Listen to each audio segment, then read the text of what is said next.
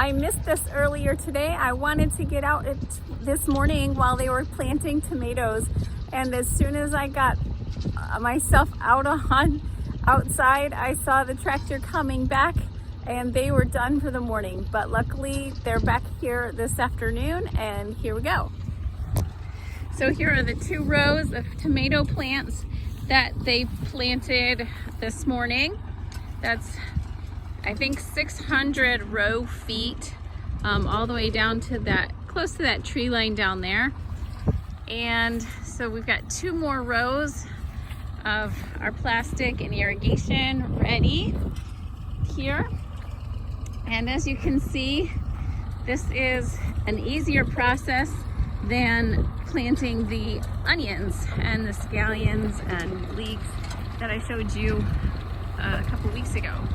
So it's a warm day, and one person is planting nice big plants, sticking them in the holes in the ground, and no one has to come along behind and put them in the holes or figure out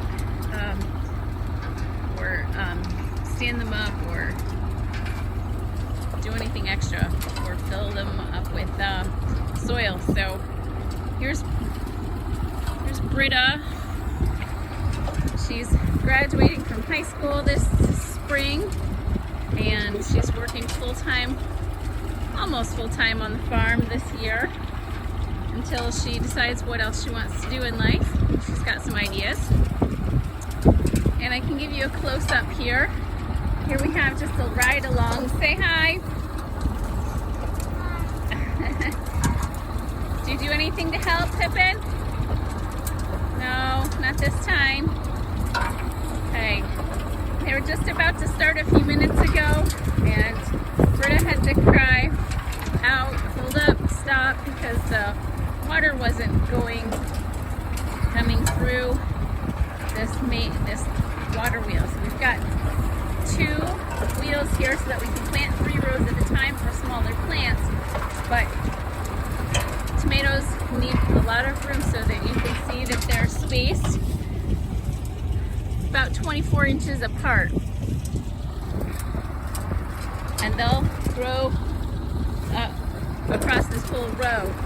And in fact, they would take over, 6 feet on either side if we didn't stake them, which I'll show you in a later video, and there's other videos from previous years that can show you the staking process. So the wheels here, it only has the mechanism for poking holes every 1, 2, 3, 4, 5, 6 spots, so that gives the spacing between each hole. And the 2 wheels on either side are blank. They don't have the triangular shapes that poke the holes into the plastic. And this is the handle that Britta turned in order to open up the water tank. It goes down those tubes to spigots on the inside there that divert the water into the insides of each of these wheels. So each plant gets a drink of water. You can see here, she's pretty fast. You can see here that hole's full of water. That gives that plant a good healthy start. And on a warm day like this, we'll have to also make sure that the irrigation gets turned on to make sure that these plants aren't stressed. Now, you might wonder what's different about how we plant tomatoes as an organic farm. One thing that we do, here I'll turn so you can see me while I'm talking. The main thing that we do here is plant a lot of extra plants.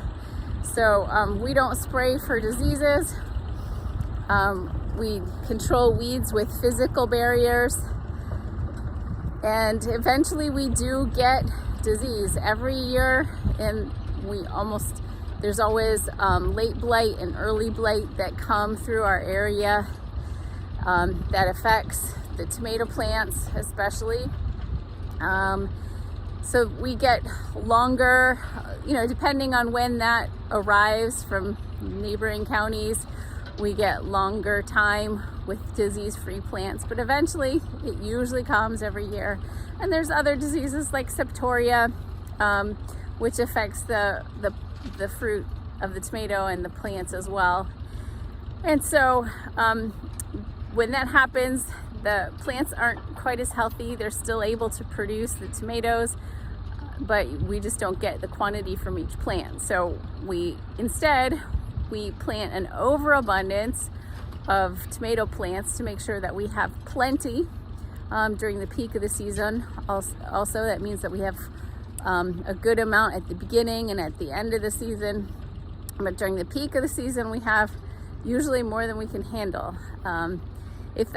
And on a good year, that means we'll sell those tomatoes in bulk to people who want to can and make sauce and things like that. When we have a lot of rain or it's very dry, depending on the weather, that affects the production of the tomatoes. We might not have an overabundance. That peak time might be just enough that we need for our market box shares, and it tapers at the beginning and end of the season for tomatoes. When is the peak of tomato season here in our area? It's second, third, fourth week of August. Usually we're getting calls from our loyal bulk buyers in the beginning of August saying, when are you going to have tomatoes available? And they're always trying to get those before school starts up and when they've got time, and help from family members to get all their great sauce put away. And I'm doing the same thing. I'm canning my tomatoes for the family for the winter. I still have some of my tomatoes because these are gonna take another 10 to 12 weeks before these plants are ready and putting tomatoes into your market share boxes. Let's see, what else can I tell you about tomatoes? These 4 rows, I'm sure, are not all that we're going to plant. We will plant rows of cherry tomatoes and things. And this field, interestingly enough, is where we had tomatoes 3 years ago. And because we're an organic farm, we rotate our crops. So we did not have tomatoes or anything in that family here in this field for those 2 in-between years. And in fact, this is not exactly where the tomatoes were.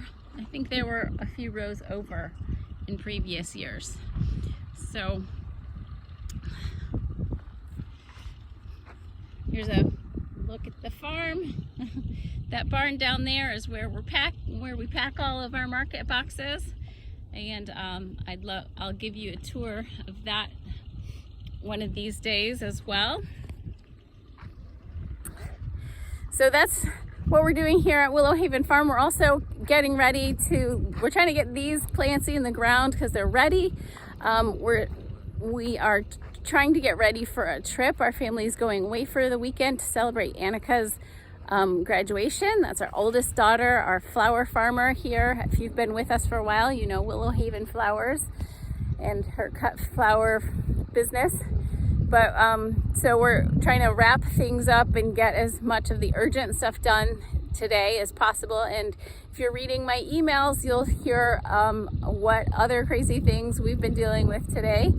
So if you're not getting my emails, make sure you get the story. That's at willowhavenfarmpa.com/farm news. And you'll get my farm story and my videos every Friday. And come by the store. Our remodeled store is open on Fridays and Saturdays now, and we'll have Mother's Day specials. So have a great weekend. We plan on it. We'll be back late Sunday night and back to farming on Monday, because we'll keep farming for you, as I always like to say in closing when I'm writing my emails. So have a great weekend. Bye.